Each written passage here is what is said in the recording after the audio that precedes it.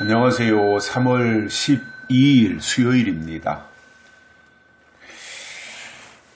오늘은 고린도후서 4장 13절입니다.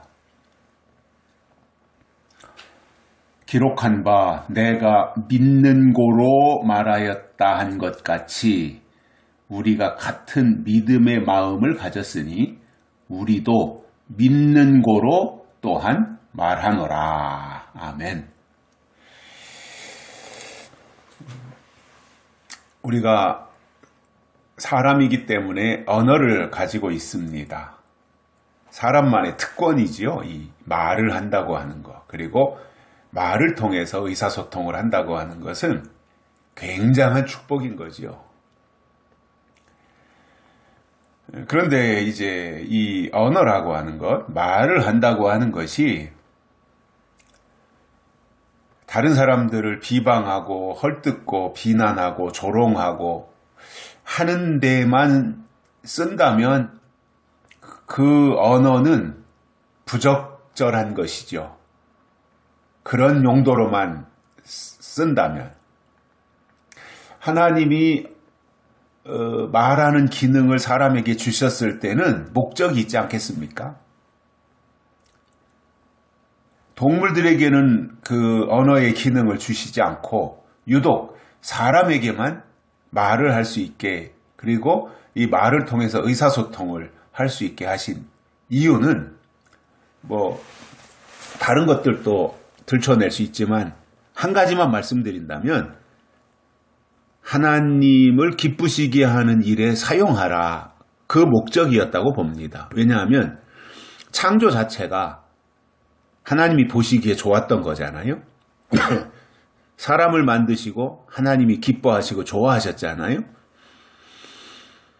그렇다면 하나님도 말씀하시고, 그리고 그 하나님이 말씀하시는 것을 사람이 듣고 또 들은 것에 대해서 하나님께 다시 말하고, 이게 하나님과 사람 사이에 정당한 의사소통이 말이라고 하는 것을 통해서 이루어지고 있다라고 하는 것입니다. 그렇다면 하나님이 우리에게 언어를 주셨고 그 언어를 통해서 하나님을 기쁘시게 하고 하나님을 찬양하고 하나님을 예배하고 하나님을 증거하는데 우리의 언어가 전폭적으로 사용되어야 된다는 말입니다. 물론 우리가 하나님의 사람이지만 세상에서도 세상 사람들을 상대하며 살기도 하잖아요. 그러니까 세상 사람들과도 대화할 수 있어요. 그러나 덕을 세우는 대화가 필요하다는 겁니다. 왜냐하면 우리가 하나님의 사람이고 명품이기 때문에, 명품에는 그 명품으로서의 가치가 있잖아요.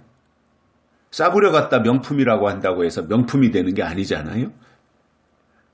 그러니까 정말 장인들이 공을 들여서 가방을 만든다, 또는 구두를 만든다, 핸드백을 만든다, 안경을 만든다. 이 장인들의 정성과 기술이 깃들어 있는 그것이 이제 명품으로 탄생하는 것처럼 우리 하나님의 사람에게도 그러한 과정을 통해서 명품 신앙을 가지고 있어야 그 가치가 보존된다는 겁니다. 그래서 명품은 명품이기 때문에 명품이 가지고 있는 가격이 있듯이, 그리고 사람들이 그 비싼 돈을 주고 그것을 구입해서 또 자기의 어떠한 품격을 유지하고 또 자기를 과시하기도 하고 자랑하기도 하는 그 용도로도 이 명품이 사용되는 것처럼 우리가 하나님의 사람으로서 하나님의 영이 깃들어 있기 때문에 명품인데, 그렇다면 명품으로서 우리의 입에서 나오는 언어도 좋은 언어, 그리고 다른 사람들에게 유익이 되는 언어, 다른 사람을 깨우고 살리는 언어, 그리고 다른 사람들에게 신앙적인 영향력을 끼칠 수 있는, 그리고 다른 사람들에게 덕을 베풀 수 있는 이러한 언어가 되어야 된다는 겁니다. 이게 하나님의 사람들에게 하나님이 주신 언어의 기능이고 역할이라고 보는 거예요. 바울은 그렇게 말합니다. 내가 믿는 고로 말하였다 한 것 같이 바울이 하나님을 믿으니까 말한다 이겁니다. 그러면 바울이 그 전에는 말을 안 했습니까? 그 전에도 핍박자 바울로서도 하나님을 반대하고 예수를 거절하는 그리고 초대교회 성도들을 핍박하는 그러한 말들을 무수히 쏟아내지 않았겠어요? 근데 그때 했던 말은 이제 값어치 없는 그냥 스쳐 지나가는 말이었다면은 이제 바울이 여기서 믿는 고로 말하였다 하는 것은 하나님의 언어를 말한다 이겁니다. 하나님의 언어. 그게 중요한 거잖아요. 사람의 언어가 있고 하나님의 언어가 있는데 하나님의 사람이 누구냐 하면 하나님의 언어를 말하는 사람들이에요.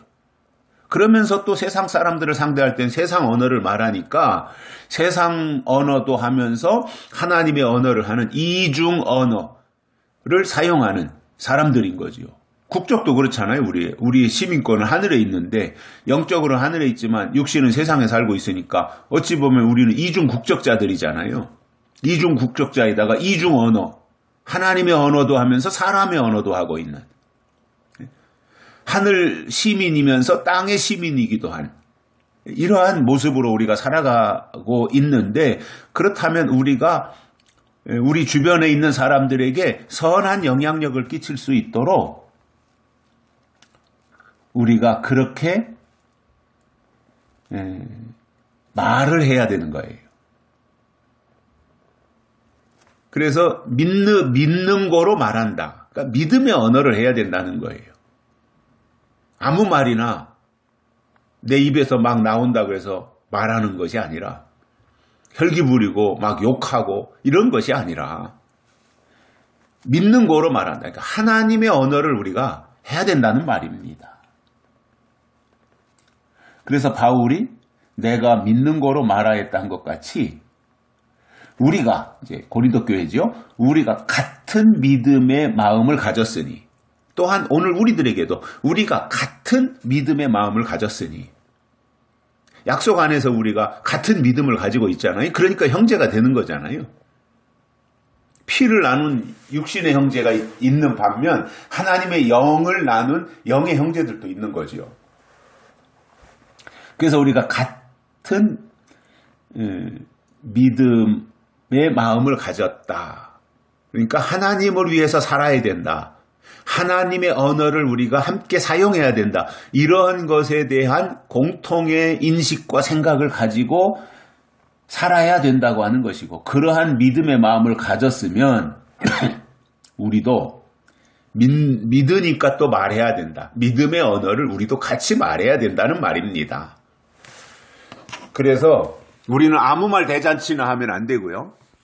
하나님이 주신 언어, 하나님이 주신 약속, 하나님이 주신 예언의 말씀 이러한 것에 대해서 뭐 조목조목 구체적으로 말하려면 어느 정도 수준에 도달해야 되니까 거기까지는 어렵다고 하더라도 사소한 언어, 사소한 생활 속에서 우리 주변에 있는 그리고 믿음으로 살려고 애쓰는 사람들을 만나면 그들에게 꼭 필요한 것이 무엇인지 이 시대에 하나님이 우리에게 제시해 주시는 것이 무엇인지 이러한 것을 먼저 깨달은 자들로서 한마디라도 두마디라도 이렇게 해주고 우리가 어떻게 믿어야 되는지 어느 방향으로 가야 되는지 이것을 설명할 수 있는 그것. 그래서 그것을 우리가 믿기 때문에 우리가 하나님을 믿기 때문에 하나님에 대해서 말하는 그러한 마음의 믿음의 소유자들이